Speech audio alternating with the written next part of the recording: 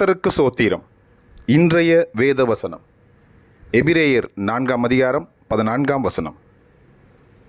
வானங்களின் வழியாய் பரலோகத்திற்கு போன தேவகுமாரனாகிய இயேசு என்னும் மகா பிரதான ஆசாரியர் நமக்கு இருக்கிறபடியினால் நாம் பண்ணின அறிக்கையை உறுதியாய் பற்றி கொண்டிருக்க கடவோம். ஆமென். எபிரேயர் 4:14.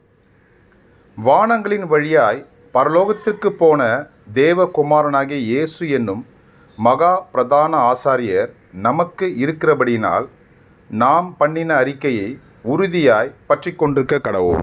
ஆமென். எபிரேயர் 4:14. கர்த்தர் உங்களை ஆசீர்வதிப்பாராக, உங்களோடு கூட இருப்பாராக. ஆமென்.